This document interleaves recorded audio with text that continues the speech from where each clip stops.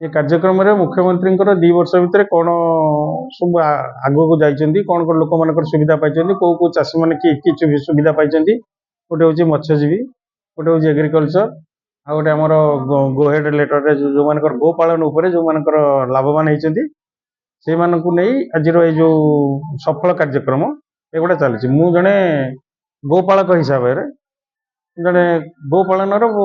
भल चाषी हिसाब रे मते से माने ये करछन्ती मु बर्तमान 13टी गाई रखी आंध्र सब गाई मगैची एवं ओडिशार सर्वप्रथम ओडिशा प्रोडक्ट बाछुरी होची मोर 30,16,000 गाई आसछन्ती ता भितरु प्रथम मु होची ओडिशार प्रथम बाछुरी प्रोडक्ट। सरकार 2 वर्ष पूर्ति अवसर रे जो कार्यक्रम होची एथरे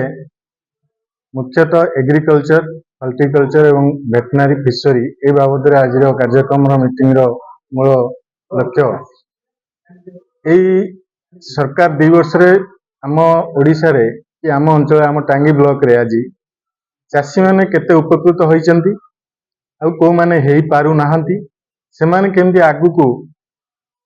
माने सरकारी साहाय्य सहयोग पाई निजर कृषि क्षेत्र में निजर दक्षता बढ़ेबे से आज आयोजन एथिरे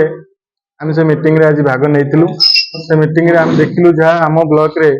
बहुत चाषी सफल होइचंती एग्रीकल्चर ठर आरंभ करी हमर हॉर्टिकल्चर हो वेटनरी हो कि फिशरी बहुत चाषी से माने मत्स्य चाष रे सफल होइचंती भल 2 पैसा रोजगार करछंती बोली आज से तांकर ओपिनियन देइचंती। तेणु सरकार ये पदक्षेप आगामी दिन में चाषी मैंने केमती उपकृत हेबे निजर स्थिति दृढ़ करेंगे मूल प्रयास।